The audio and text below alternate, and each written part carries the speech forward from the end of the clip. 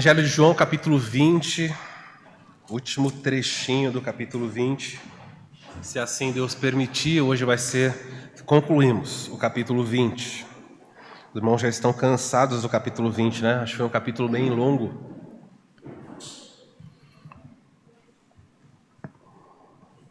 Hoje nós leremos 3 versículos, 29 até o 31, e aí vamos tirar proveito para o ensinamento que o Senhor nos mostrará.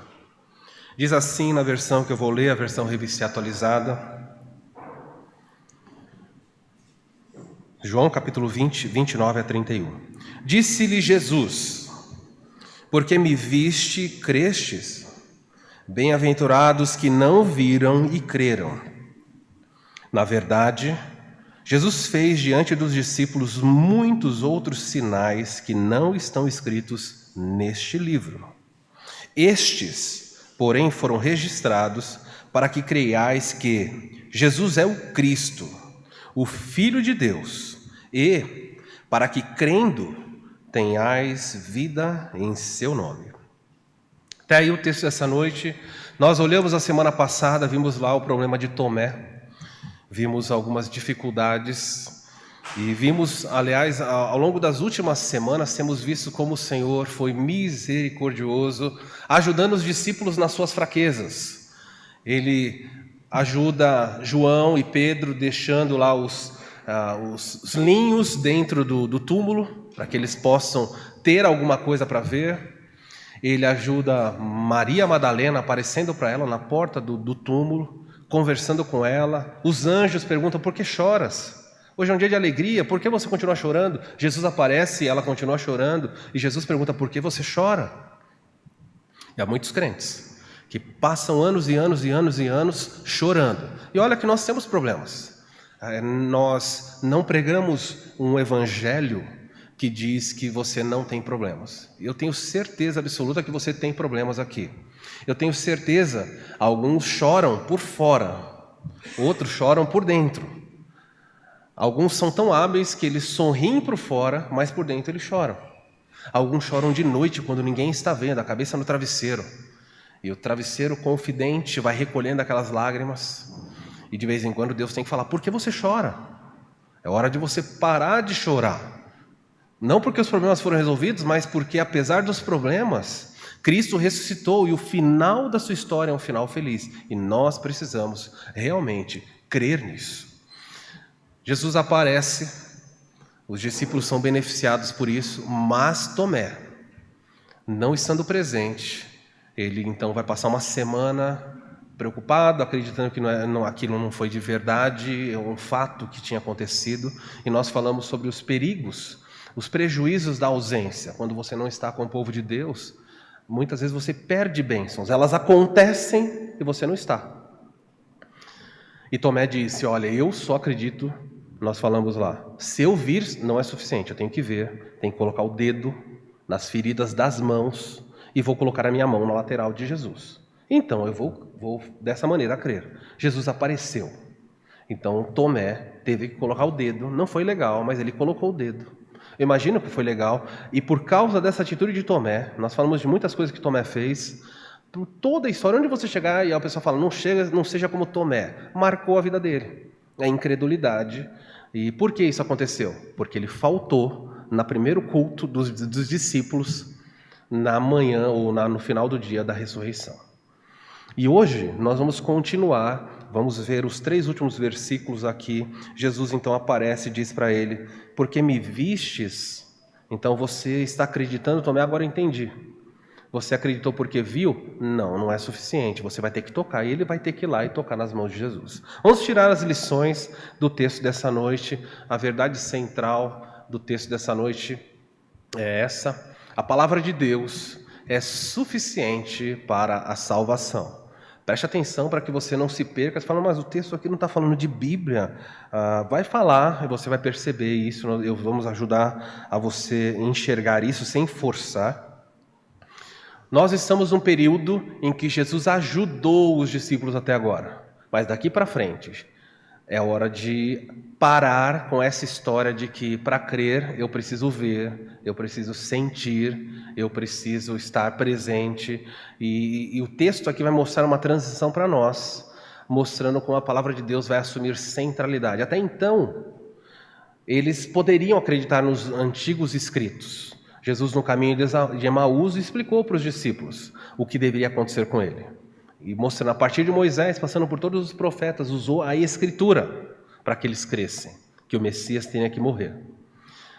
Jesus morreu, ressuscitou e nós, todos nós aqui, não vimos o Senhor ressurreto. Então você tem que crer. E o que leva você a crer é o registro feito neste livro que você tem em mãos. Então a Bíblia, a palavra de Deus, revelada a nós, ela é suficiente para a salvação. Nós não precisamos mais de outras coisas. Dito isso, nós vamos ver hoje qual é o papel das Escrituras no processo de salvação. Muitas pessoas, às vezes, têm dificuldade de lidar ou usar a Bíblia para salvar ou para pregar o Evangelho, e nós precisamos resgatar. Já perceberam que durante os cultos nós não estamos mais agora projetando o texto que está sendo lido? Não sei se alguém percebeu, não paramos de projetar, nem na mensagem, o texto que eu sempre lia na mensagem eu projetava ali. Mas eu percebi que muitas pessoas na igreja ou até em casa não liam mais a Bíblia, nem precisava da Bíblia. O pastor vai projetar, todo texto que o pastor vai ler, ele projeta. E eu comecei a perceber que isso não era bom. Então é preciso que você aprenda a manusear a Bíblia. E de papel, melhor ainda. O farfalhar das folhas alegra o meu coração. Quando eu vejo vocês fazendo assim, o barulho é muito bom. Aprenda a manusear. Minhas filhas, uma delas pediu: pai, eu posso ler no celular? E eu falei: não. Não, mas é a Bíblia. Eu falei: ok. Mas eu quero que você mexa com a de papel. Por quê? Para que você não seja tentado durante o culto, enquanto entre um versículo e outro, aconteceu o quê? Você está lá e bipa alguma coisa, aparece uma mensagem de um, de outro. Nós somos pessoas que dispersamos com facilidade. Bíblia de papel, melhor coisa. Dando aula num seminário em Guarulhos, um aluno disse que não era certo pintar a boca de Deus. E eu falei: lamento muito, eu passei batom de tudo que é cor, azul, vermelha, já a boca de Deus pintei, risca à vontade a sua Bíblia, anote, porque você esquece. Mas o que você anotar, você pode voltar e reler. Porque Deus deu para nós a Escritura. Enquanto os judeus muitas vezes tinham o que era chamado tradição ou transmissão oral. Nós temos uma Escritura porque a nossa mente não é tão privilegiada. A nossa cultura não é uma cultura que fica contando, batendo na tecla a história. E nós já ouvimos o seguinte ditado: quem conta um conto faz o quê? Já pensou como seria a Bíblia? Cada vez que você conta, tem Jesus multiplicou. A quantos pães tinham? Quantos pães tinham quando Jesus multiplicou? Quem sabe? 5 pães. Você já pensou quando começaram a contar? Olha, então Jesus pegando 6 pães, Jesus pegando 7 pães. Quando ele nem precisava multiplicar, já tinha milhares de pães. Quando na história vai, não para. Então é bom nós temos a Escritura, que você volta a falar: não, era 5 pães e 2 peixinhos. Muito bem, vamos caminhar no texto, então, ver qual é o papel das Escrituras. O primeiro papel aí, a ressurreição de Jesus. Com a ressurreição dele, nós aprendemos, em primeiro lugar, que uma nova dispensação se inicia quanto ao crer. Eu usei essa palavra, uma palavra que nem sempre é muito conhecida, mas a palavra dispensação. Nós somos uma igreja dispensacionalista. Guarde esse termo, dispensação. Você tem na sua casa uma dispensa, não tem lá na sua casa? Imagina que você faz o que na sua dispensa? Você estoca alimentos. Então, de tempo em tempo, você vai ali e você vai renovando a sua dispensa. E você, hoje, não sei o que você almoçou. Alguns talvez almoçaram camarão, outros churrasco, outros, enfim, peixe, não sei. Por quê? Houve uma dispensação nova na sua mesa. E talvez saindo daqui, você já está pensando: nossa, o que eu vou comer? Que dispensação alimentar me espera após esse culto? Mas por enquanto não pensa nessa dispensação. Mas dispensação é a forma como Deus, de tempo em tempo, na teologia, é a forma como Deus de tempo em tempo muda a maneira como ele administra a história. Nós temos as pessoas gostam de dizer que tem 7 dispensações, nós não defendemos isso. Pelo menos 2 podemos dizer, a dispensação do Antigo Testamento e a do Novo Testamento. Se é 3, se é 7, isso para nós é indiferente. Mas as pessoas dizem que havia uma dispensação edênica, ou seja, no Éden Deus se relacionava, Deus administrava a história de uma maneira. O que ele fazia? Na viração do dia, ele andava pelo jardim e falava com Adão. Ele não faz mais isso hoje. Era a forma como ele se relacionava. Quando nós chegamos em Moisés, Deus se relacionou com os seres humanos dando a lei, pegou a lei e deu a lei. Então agora, a partir das tábuas de lei, essa foi a relação. E Deus instituiu sacrifícios. E agora tem que ter sacrifícios. Foi a maneira como ele administrou. Havia uma época na história em que Deus falava com os seus servos por meio de visões, de sonhos. Isso era uma dispensação, era a forma como ele agia. No Novo Testamento, e isso vai caminhando até que nós chegamos no Novo Testamento. E a partir do Novo Testamento, nós descobrimos que a maneira como Deus se relaciona conosco, crentes, é através deste livro. É a forma primordial, não é a única, mas é primordial. O livro de Hebreus, capítulo 1, diz: tendo Deus outrora falado, ou seja, em outra dispensação, falado como? Aos pais. Quem são os pais? Os patriarcas, Abraão, Isaque e Jacó. Aos profetas, falou por meio de visões, de sonhos, de mulas. Mas o texto diz que nos últimos dias nos falou por meio do seu Filho. Então, na dispensação em que nós estamos, é a palavra de Jesus que é usada para guiar o seu povo. Não é a palavra de nenhum pastor, não é a palavra de falsos profetas que surgem o tempo inteiro, falsos apóstolos. É essa palavra que te traz segurança. Então, hoje nós estamos na dispensação, vou usar esse termo para você entender, da Escritura. Você precisa crer no que está aqui. Se você ainda desenvolveu um coração como o de Tomé, que você precisa de outras coisas, então deixa eu dizer para você que você está com problemas. Existem algumas coisas importantes em Hebreus capítulo 11, eu estou projetando esse texto, mas se você quiser abrir e anotar lá, fique à vontade. Hebreus nos diz: ora, o que é fé? Muitas pessoas têm dificuldade em lidar com esse conceito. E Jesus disse para Tomé: Tomé, porque você viu, você creu. Então foi necessário ver. E aí Jesus deixa bem claro: bem-aventurados os que não viram e creram. Jesus fala muito mais, o mais feliz, melhor será as pessoas que não me verão ressuscitado e creram, e também crerão. E esse é o nosso caso aqui. E como é que você creu? Como você chegou à convicção de que realmente Jesus ressuscitou dos mortos? Você fez isso por meio da Escritura. E você fez isso porque Deus incutiu no seu coração fé. E o texto de Hebreus diz: ora, a fé é a certeza de coisas que se esperam e a convicção de fatos que não se veem. A fé colocada, pedida a nós, veja que Hebreus é muito depois dos evangelhos, nós vemos que a exigência agora é fé. Nós cantamos uma música infantil que diz que sem fé é impossível agradar a Deus. Ele quer que você tenha fé. E se você continuar a leitura neste mesmo Hebreus capítulo 11, ele vai falar algumas coisas. Ele fala assim: olha, a fé é a certeza de coisas que você não vê. Você tem convicção, mas você não viu. É isso. Você tem certeza que vai para o céu? O pessoal está meio assim. Vou verter. Quem vai para o inferno diz amém. Falou em casa. Não pode. Nós temos convicção que vamos para o céu. Amém? Amém? Você não viu o céu. Como é que você sabe que o céu existe? Porque há um livro. O Marcelo falou: nós cremos. Mas nós cremos que o homem invenção está aqui. A Bíblia fala sobre o céu. Então você não viu. Você não viu. Mas você crê. A Bíblia chama isso de fé. No próprio texto de Hebreus, é interessante que no versículo 3 aqui de Hebreus, capítulo 11, versículo 3, ele vai falar o seguinte, vamos ver se o texto está aí.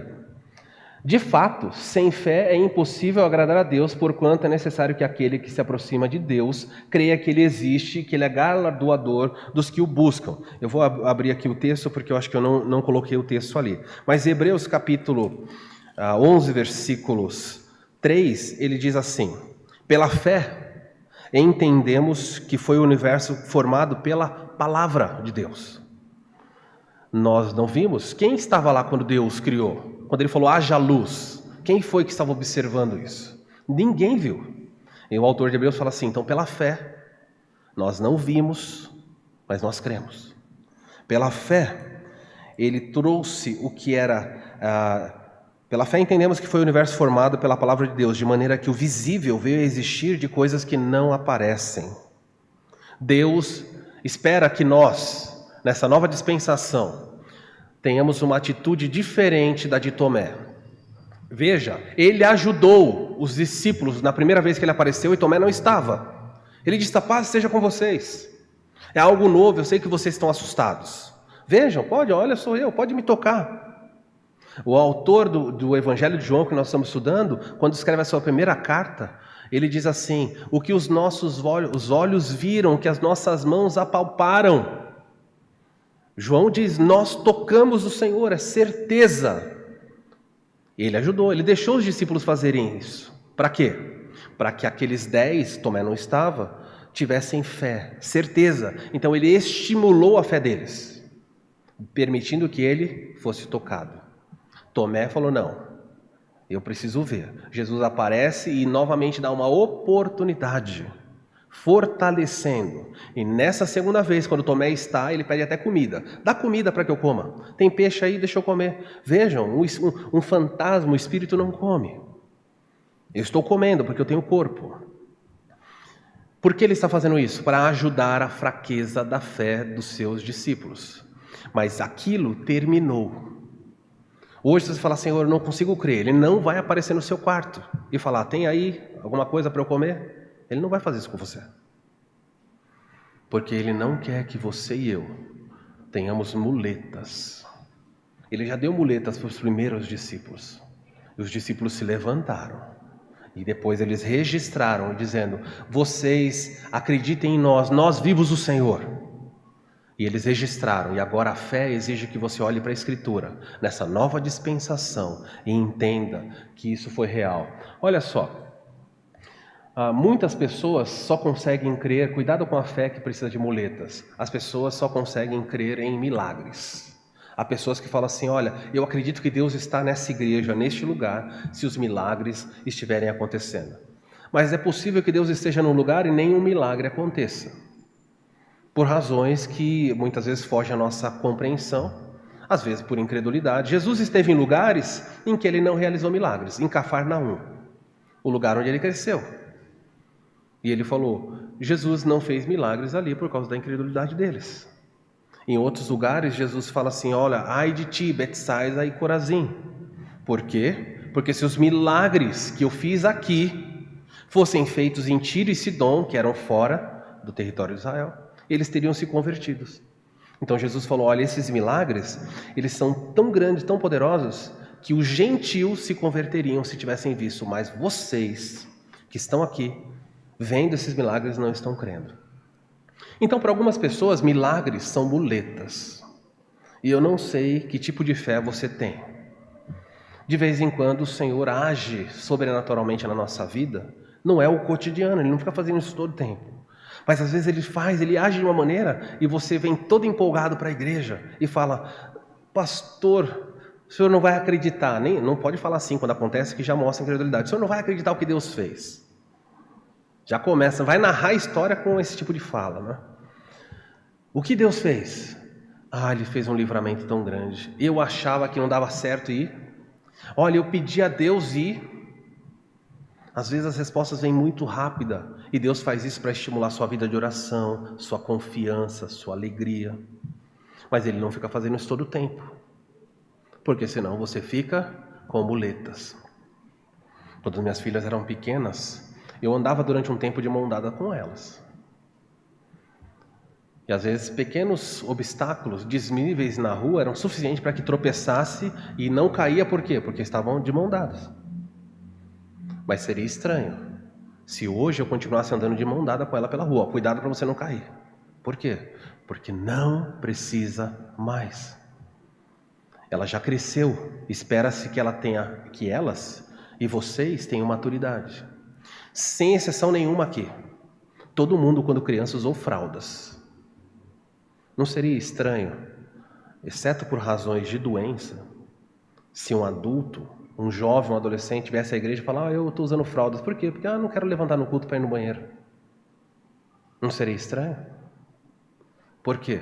Porque fralda pertencia a uma outra dispensação. Olha a dispensação das fraldas. Teve.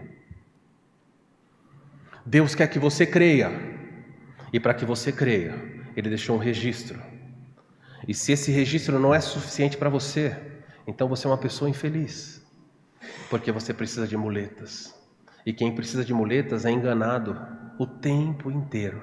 Vem aqui no culto Grande Noite de Milagres, Noite da Libertação, culto dos empresários. Leve a vassoura que varre pecados, ou o sabonete que tira pecado. Vem aqui que o pastor vai fazer uma oração forte no local. São muletas. E muletas, elas não fortalecem você. Elas tornam você dependente delas. Os primeiros discípulos usaram, mas eles jogaram fora. E Deus quer que você desenvolva a capacidade de não precisar dos milagres e de nada à sua volta para crer. João 2,23, ao longo de todo o livro, João vai mostrando como a necessidade de muletas é perigosa. Olha o que ele diz em João 2. Estando ele em Jerusalém, falando de Jesus, durante a festa da Páscoa, muitos, olha aqui, ó as muletas, muitos vendo os sinais que ele fazia, vendo os sinais que eles fizeram, creram no seu nome. Viram os milagres que Jesus fez e imediatamente falaram: Senhor, nós acreditamos. Eram muletas. Mas o problema da muleta é que ela cai. E olha só como Jesus narra para nós aqui, João escreve. Mas o próprio Jesus não confiava neles. Mas eles não creram. Jesus sabia que aquela crença era temporária. Era só uma muletinha. Ah, que poder ele tem! Não ia ser sustentado. Então, quando você liga a televisão e vê aqueles grandes cultos televisivos, ou você passa em algum lugar e vê uma igreja lotada de pessoas, e alguém fala: traga a carteira de trabalho da pessoa que está desempregada. Uma vez eu ouvi falar aqui em Bragança de um pastor que pediu para as pessoas levantarem o celular. Se está recebendo muita cobrança, levante o celular. Sem razão, mas levante o celular, nós vamos orar para que as cobranças parem.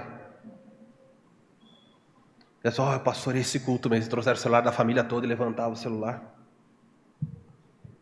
Isso não é tolice? A gente olha, a gente não sabe se ri, se chora. Mas são as muletas. E você encontra pessoas no trabalho, na escola, na sua família, que acreditam piamente, cegamente nessas coisas. Você não precisa desdenhar e nem deve desdenhar dessas pessoas. Mas você tem que louvar a Deus e falar: Senhor, graças te dou, porque eu não preciso mais de muletas para crer. Eu creio na sua presença. Se eu posso ver, eu só não posso ver. Você crê na existência do sol só quando você vê? Hoje está de noite. Agora está de noite. Logo o sol não existe, não é? É assim? Ou quando a tempestade está terrível, você fala: olha, sol sumiu. Em 2006 nós estávamos em Porto Alegre, eu e minha família, as filhas pequenas, bem pequenas, só tinha a Samara. A Samara tinha 1 ano. Stephanie nasceu em 2008, nem tinha Stephanie. E Maurício trabalhava na Igreja Batista Central de Porto Alegre, e nós entrávamos no túnel com o carro. E a Samara falou: cadê o sol? Ela ficou apavorada dentro do túnel. Cadê o sol? Cadê o sol? Porque estava de dia, e de repente o túnel sumiu. A gente fala: não, o sol está lá fora. Não, mas cadê o sol? Como assim o sol sumiu? E nós muitas vezes desenvolvemos a mesma coisa.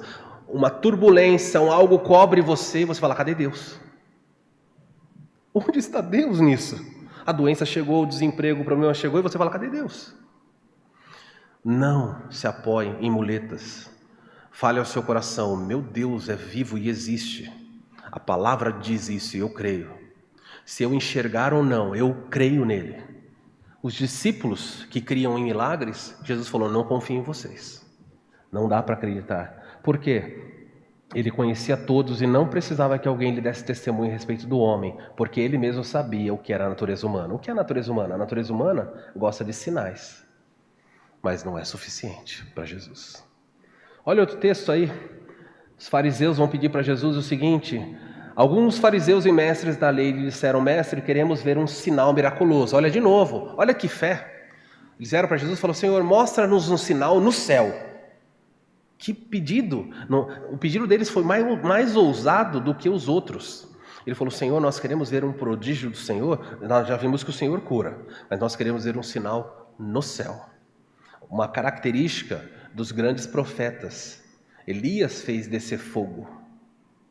Uma carruagem veio do céu buscá-lo. Nós vemos prodígios na vida de Eliseu. Nós vimos Moisés nas pragas do Egito. Mostra-nos também que você tem o mesmo poder. Faz um sinal no céu. E Jesus falou: o pedido de vocês por um milagre é um sinal de incredulidade, não é de fé. Ele não se contentou com isso. Ele não se alegrou. E você tem que tirar uma informação bem importante daqui.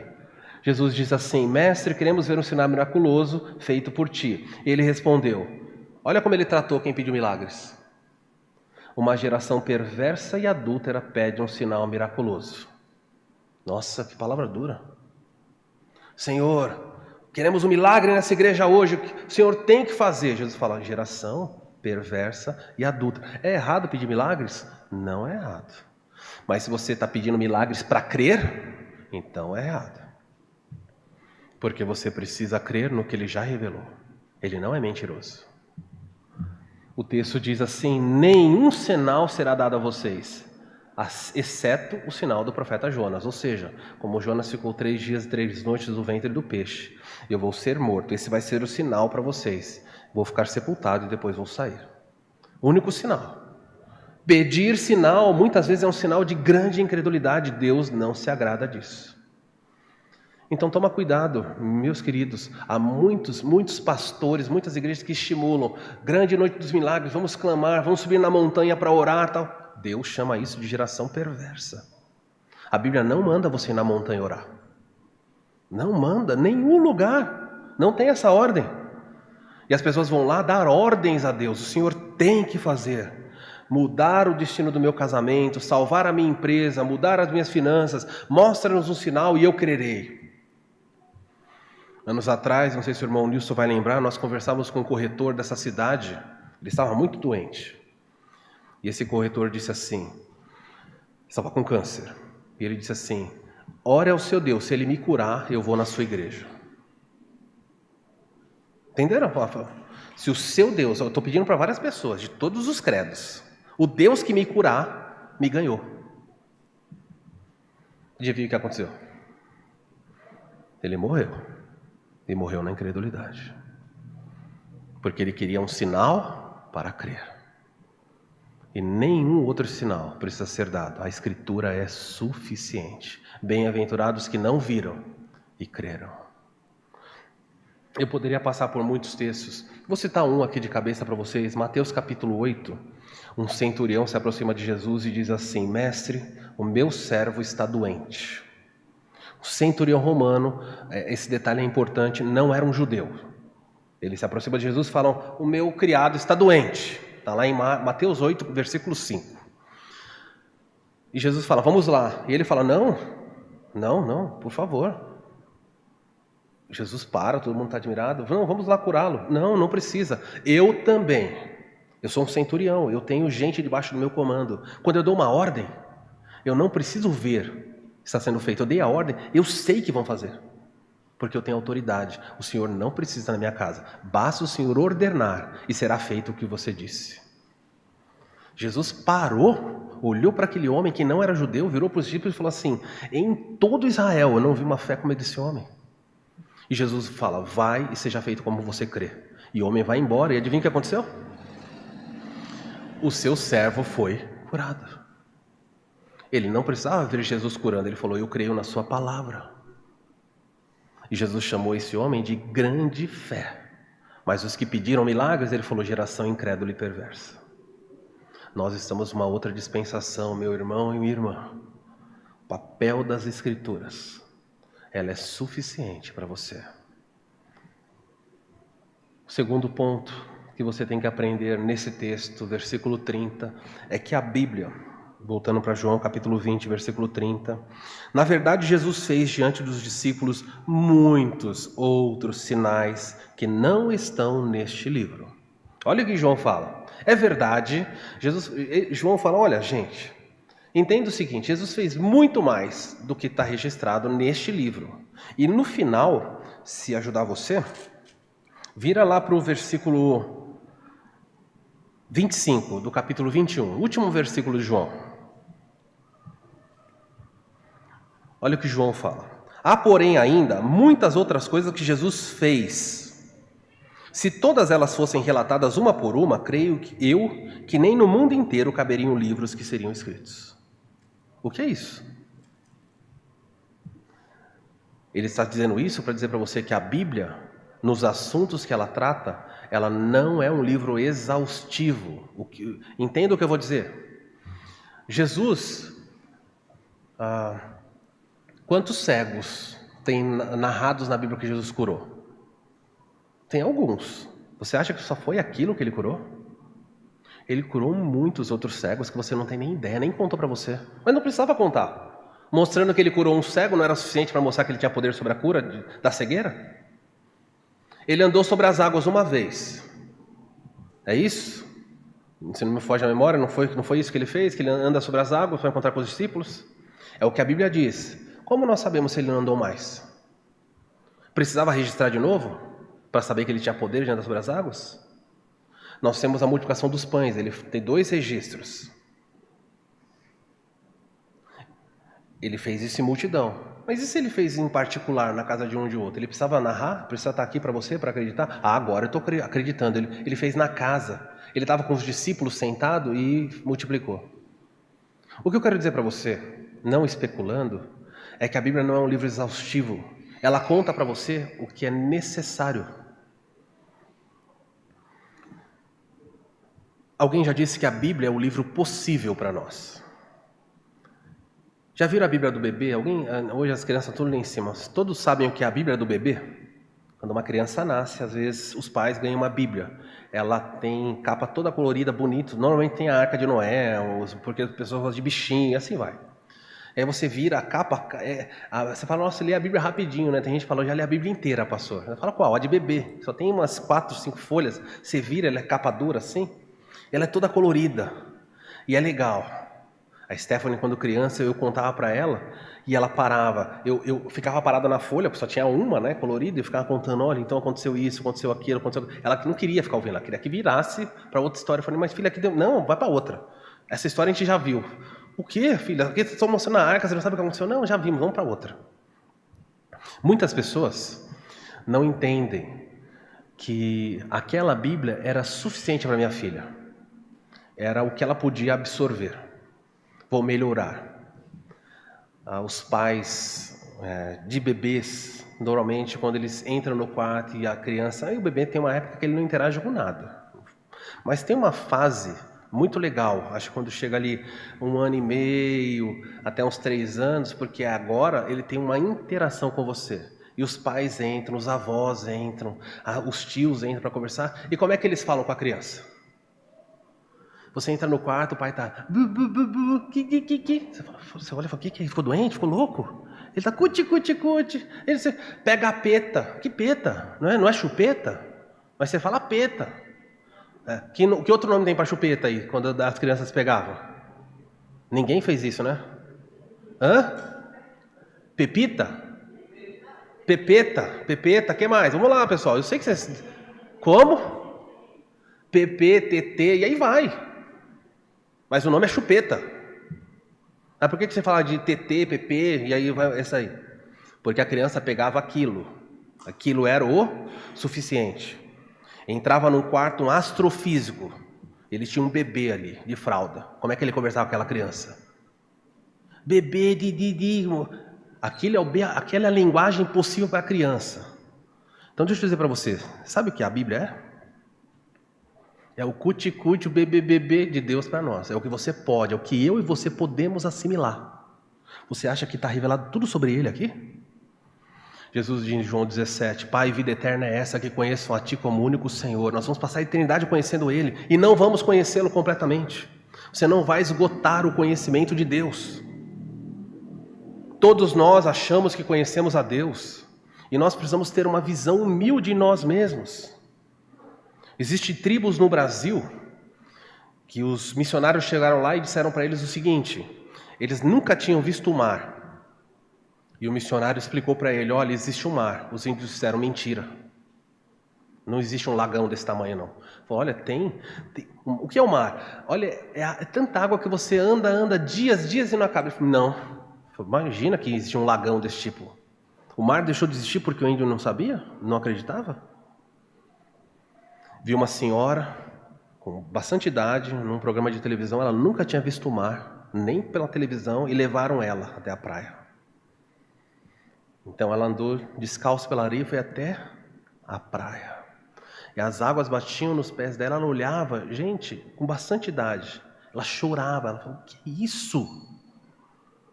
Como eu nunca vi isso, o que é isso? Dá para entrar? Dá para entrar, mas não entra que vai morrer, mas dá para entrar. A primeira vez que minhas filhas tiveram contato com a praia foi em Santos. Estávamos num apartamento com a família do meu sogro. Então a Stephanie teve seu primeiro contato com a água do mar. Uma fralda enorme, aquelas fraldas gigante. E ela então viu a água, ficou maravilhada. E nem se equilibrava, tinha que segurar na mão, porque ainda não tinha muita coordenação para andar. E ela foi correndo em direção à água, e aquela areia escura, sabe? Já molhada, quando a água recuou, aquela areia mole. Ela foi andando contente, e aí a marola veio. Quando a marola veio na direção, ela começou a parar e viu que a água começou a vir na direção do pé dela. E ela começou a ficar na ponta do pé. Adiantava? Não. Marola veio e pegou no pé dela. Ela não sabia o que fazer, estava apavorada. Meu Deus, o que está acontecendo aqui? Mas é perfeitamente possível dizer o seguinte. Ela podia dizer: pai, eu conheci o mar. E eu pergunto a você, ela conhece o mar? É ridículo pensar isso. Então quem conhece o mar é quem mora lá, não é? Aí o marinheiro fala: não, você mora aqui no litoral, eu navego nos navios aí. Aí vem o cara do submarino e fala: você navega? Eu fico 1 ano embaixo d'água. Quem conhece? Ninguém conhece. Existem lugares no oceano insondáveis. Se a criação é insondável, se o homem não sabe o que tem dentro de um buraco negro, se o homem não consegue ver partes do universo, você acha que esse livro resumiu Deus para você? Ah, por favor, esse é o cuti-cuti, o beabá dele. A Bíblia não é um livro exaustivo. Então, se você quer todas as respostas, quando chegar no céu você pergunta. E ele vai te dar. Todas. Vai perguntando. Fica lá. Vai batendo papo com ele. Tem tempo. O que é a Bíblia? Eu gosto desse texto de Timóteo porque diz o seguinte: Paulo diz para Timóteo: tu, porém, Timóteo, permanece naquilo que aprendestes, de que fosse inteirado, sabendo que de quem o aprendeste. Ou seja, Timóteo, permanece nisso que eu ensinei para você. E o que ele fala? E que desde a infância sabes as sagradas letras. Olha, desde pequenininho, Timóteo, você tem aprendido a Escritura. E aí Paulo fala uma coisa sobre a Escritura fantástica. As sagradas letras que te podem tornar sábio para a salvação pela fé em Cristo Jesus. A palavra de Deus, ela não conta tudo para você, mas ela conta o que é suficiente para que você se torne sábio para alcançar a salvação. Não precisa saber tudo. Mas aqui tem o necessário. Pastor, eu tenho que conhecer de cor os 66 livros? Não. E dentro do que é necessário para a salvação, na Bíblia toda, tem uma parte bem menor. De modo que qualquer pessoa pode ter acesso a essa verdade. Não diga: pastor, eu sou iletrado, eu tenho dificuldade. Não. Isso aqui é suficiente para você. As pessoas mais simples, com isso na mão, têm mais poder e sabedoria do que grandes juízes e juristas mundo afora. Creia neste livro. Devore esse livro. Desliga a Netflix, saia do WhatsApp, deleite-se nesse livro. Quanto Deus deu e quanto é desperdiçado. Existe uma outra verdade a respeito da ressurreição. O ponto 2 é bem simples, a Bíblia não é exaustiva. Muitas outras coisas foram feitas, João falou. Mas, João, por que não registrou tudo? Só para passar o ponto do versículo 30, na verdade, Jesus fez diante dos discípulos muitos outros sinais que não estão neste livro. Não estão aqui. Ele fez outros. João, então, tá. E esses que você... Por que você escolheu esses? Aí o texto termina dizendo, estes quais? O que eu registrei, esses que estão no Evangelho de João, foram registrados com um propósito. Qual é o propósito qual é o primeiro propósito que João fala? Eu fiz uma coletânea, dentro do universo de milagres que Jesus fez, eu separei alguns e coloquei aqui. Estes foram registrados, aqui aparece na sua versão. Versículo 31. Estes foram registrados, na minha versão diz, para quê? Creiais. João fala assim, eu fiz uma seleção para ajudar você a crer. Cada um dos milagres que eu relatei, o meu objetivo é fazer você crer. Crer no quê? Ele continua. Para que vocês creiam que Jesus é o Cristo, é o ungido, é o Messias, é o Deus encarnado. Eu registrei aqui. Eu sou a luz do mundo, ele curou um cego de nascença. Eu sou a ressurreição e a vida, ele levantou um morto. Ele vai mostrando, eu sou a luz do mundo, eu sou a ressurreição e a vida. Tudo o que ele faz, ele fala assim, eu sou o pão da vida, multiplica os pães. Porque ele fez isso, ele escolheu os milagres para mostrar, eu sou tudo o que eu estou falando para você. Não duvidem. Isso é o suficiente. O versículo 30 diz assim, para que vocês creiam que Jesus é o Filho de Deus. E o texto termina, e para quê? Crendo, no dia em que você acreditar que Jesus é o Filho de Deus, a partir dos relatos de João, ele fala, vocês tenham vida em seu nome. Então ele fala assim, que para ser salvo, você precisa olhar para os registros, claro, dos outros evangelistas, mas João fala, o que eu registrei aqui, no meu livro, é para produzir em você fé, em Jesus. E no dia que você tiver fé, você vai ser salvo no nome dele. Por que você não contou mais? Não era preciso. Só isso daqui era suficiente. Mas eu quero mais. Lamento muito. Conta um pouco mais. Não vou contar. O que tem aqui é o suficiente. Nós precisamos aprender, nós sempre queremos um pouco mais. Impressionante como nós fazemos isso. Me conta um pouco mais, como é ser feito? Não, vai lá e faz. Nós nos tornamos muitas vezes pessoas insuportáveis. Quando alguém manda você fazer uma tarefa, começa a perguntar, mas por quê? Não, você tem que fazer isso por causa... Mas por quê? Vai chegar uma hora que a pessoa fala que é por quê? Eu tô mandando. Vai fazer porque eu tô mandando. Não, mas eu quero entender. Não precisa entender, você vai fazer. Varre o chão. Como é que varre? Pega a vassoura e faz assim. Mas eu faço assim duas ou assim uma? Você vai ver o que vai acontecer com a vassoura. E nós somos assim com Deus. Senhor, explica. Mais um pouco. Depois que eu entender tudo, eu vou obedecer. Deus não quer crentes assim. Último ponto é esse. A Bíblia é necessária para produzir fé e salvação. É o elemento que Deus deu para isso para nós. João capítulo 14, ele diz, aqueles que aceitam os meus mandamentos, não os meus milagres, aqueles que acreditam no que eu falei, não no que eu fiz, e obedecem são os que me amam. Então você não ama a Deus porque você crê em milagres, mas você ama Ele quando você começa a praticar os ensinos dele. E porque me amam, serão amados por meu Pai, e eu também o amarei e me revelarei a cada um deles. Olha só, João capítulo 14, 25, eu vos tenho dito, olha para a ênfase aqui nas palavras e não nos feitos, estando ainda convosco, mas quando o Consolador, o Espírito Santo, a quem o Pai enviará em meu nome, esse vos ensinará todas as coisas e vos fará lembrar de tudo o que eu fiz, é isso? Vocês vão lembrar do que eu falei. Está aqui.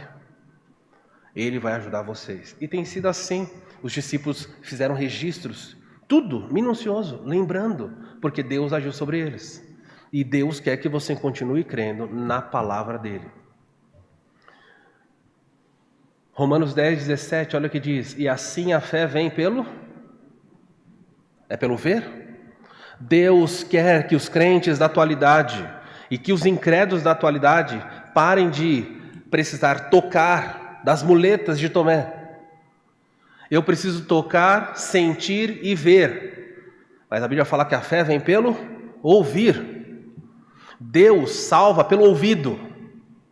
Se é que vocês me entendem. É claro que ele vai usar os outros. Ah, pastor, e o surdo? Além dele pode ser convertido? Não é isso que eu estou falando, é claro. Mas eu estou falando de ouvir aqui a compreensão. Deus quer que você abandone essa crença tola de que eu preciso experimentar coisas. Você não precisa experimentar, você precisa ouvir. E a Bíblia diz que todos nós somos pecadores, condenados ao inferno. E a Bíblia diz que o salário do pecado é a morte, sem exceção. Você não é bom, nunca será bom o suficiente para o céu. Mas Deus, sendo rico em misericórdia, desceu a este mundo como um bebê, encarnou, se tornou um substituto, viveu dando mostras de quem ele era, o Messias prometido, e morreu na cruz como um substituto. Para quem? Para todos? Não. Para aqueles que creem. E a fé, ela vem pelo ouvir. E se você me ouve hoje e não consegue crer, que tragédia. Clame a Deus. Não para que Ele faça um milagre. Ou melhor, se você quiser ter um milagre, peça que Ele abra os seus ouvidos e não os seus olhos. Às vezes, os nossos olhos, os nossos sentidos nos atrapalham. Há tantos lugares da Bíblia que fala para nós: deem ouvido ao ouvido. Há um texto no final da Bíblia, eu vou citar Efésios aqui, Efésios 1,13. E depois de ouvirem a verdade, olha a ênfase aqui, o Evangelho da salvação, quando creram em Cristo, Ele colocou sobre vocês o selo do Espírito que havia prometido. Quando é que nós recebemos o Espírito Santo? Depois de ouvir a verdade, o Evangelho. A fé vem pelo ouvir. Nós precisamos ouvir. Lucas, eu vou citar para você por causa do nosso tempo, é a parábola do rico e Lázaro. O texto mais emblemático de que Deus quer que você abandone essas muletas dos sentidos. O homem está no inferno e ele diz: Pai Abraão, eu peço, manda Lázaro ressuscitar dos mortos. Olha, milagre, está pedindo um milagre. Peça que ele volte e fale para os meus irmãos, porque eu tenho 5 irmãos. E eu não quero que eles venham para cá. Nossa, uma alma bondosa no inferno. Lembrou dos irmãos e falou: eu não quero que eles sofram comigo. Peça para que Lázaro volte. E sabe o que foi dito a ele? Não. Não, meus irmãos, tem 5. Não. Os seus irmãos têm a lei e os profetas. Prestou atenção no que foi dito para ele? Eles têm a lei, Moisés e os profetas. Que eles escutem a lei e os profetas. Não vai restar um morto. Coitado do homem, fez uma súplica por um milagre no inferno e ele falou: não, a escritura é suficiente. E o homem se deu por contente? Claro que não, ele insistiu e disse o seguinte: Pai Abraão, não, isso que você está dizendo está errado. Olha que ousadia. Porque se um morto levantar e for falar com ele, eles crerão. E de novo, Abraão responde: não. Eles têm a lei e os profetas. Se eles não acreditarem na lei e nos profetas, tampouco crerão, ainda que um morto se levante. Isso é verdade ou não? Isso aconteceu? Teve um morto que se levantou? E avisou para as pessoas? E as pessoas acreditaram? Não adiantou. Lázaro, o próprio Jesus. Então a salvação, antes contida para os judeus na lei dos profetas, para nós é nos evangelhos. Quando você quer que alguém seja salvo, não ore para que ele veja um milagre. Não ore para que as coisas mudem. Ore para que Deus abra o ouvido. Um dos textos mais assustadores de toda a Bíblia. Toda a Bíblia. Olha, eu tenho até medo desses textos. São os textos que deveriam fazer os crentes tremer. Muitos crentes olham e falam: isso é bobeira. Olha esse texto. Disse Jesus: quem tem olhos para ver, veja. Quem tem mãos para tocar, toque. Foi isso que ele falou? Ele falou: quem tem ouvidos para ouvir, ouça o que eu estou falando. Porque vem um dia em que você não poderá mais ouvir. Meu irmão e minha irmã, Evangelho de João, nós estamos caminhando para o final.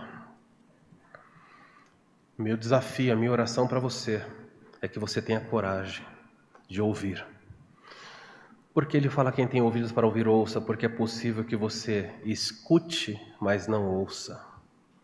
É possível que você esteja me escutando aqui pensando nos gols do Fantástico, pensando no que você vai comer depois do culto, pensando na prova de amanhã, nos projetos da semana. Você me escutou, mas você não ouviu. E que triste. Que tristeza estar diante da verdade e tratar essa verdade como algo tão banal. Mas um dia, aqueles que rejeitaram o que foi dito, principalmente os que vieram à igreja, ou os que nos assistiram pela internet, vão dizer: eu quero ouvir a verdade. Tarde demais. Buscai ao Senhor enquanto se pode achar. Invocai-o enquanto Ele está perto. Vamos orar.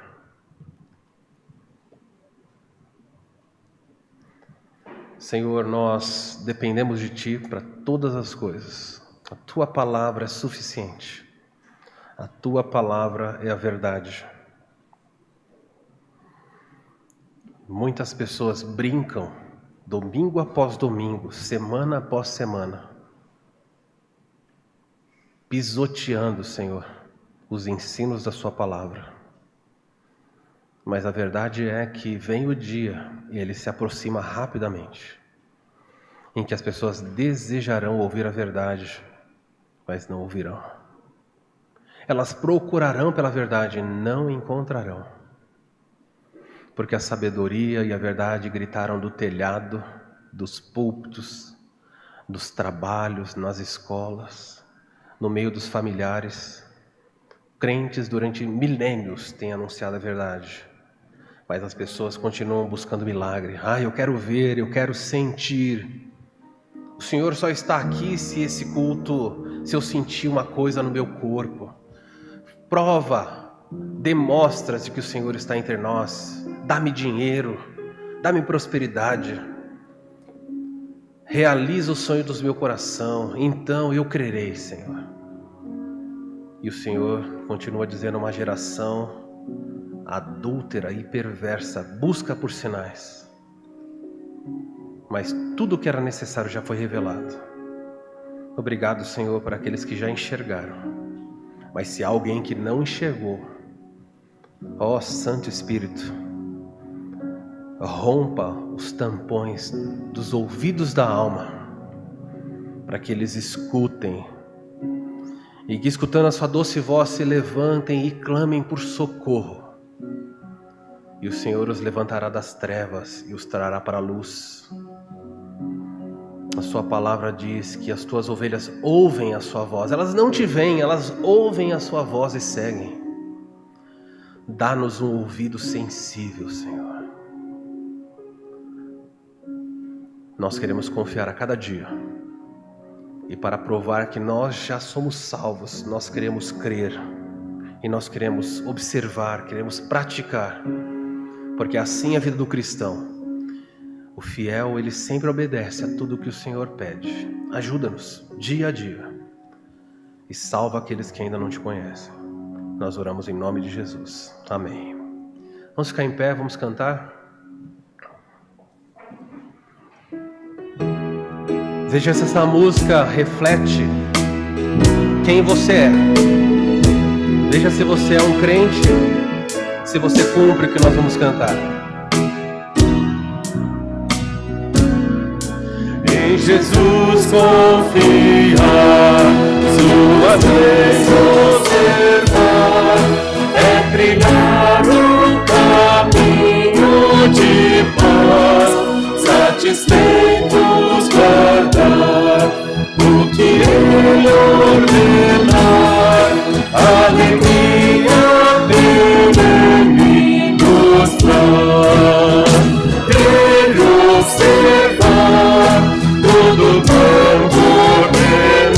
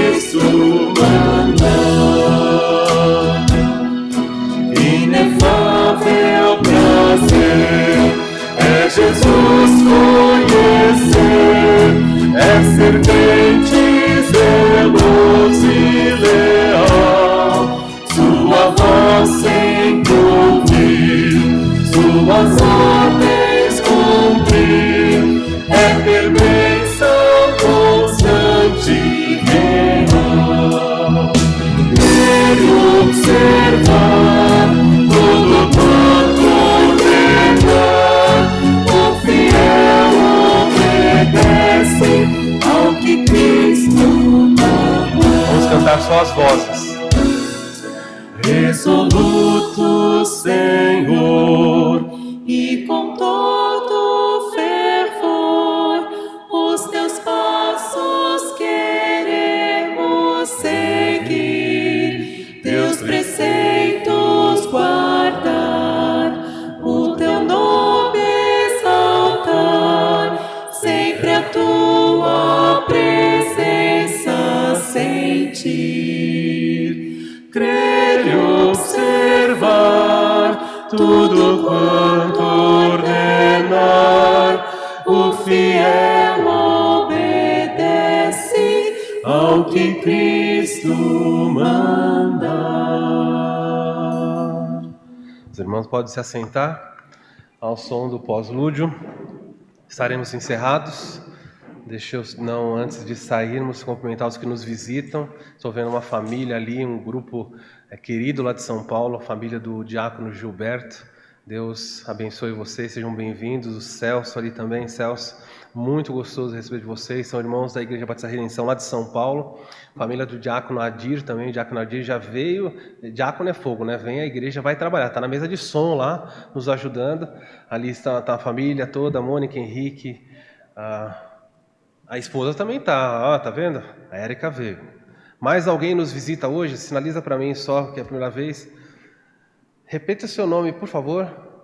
Bruno. Bruno, Deus abençoe você. Nós nos falamos por celular durante a semana.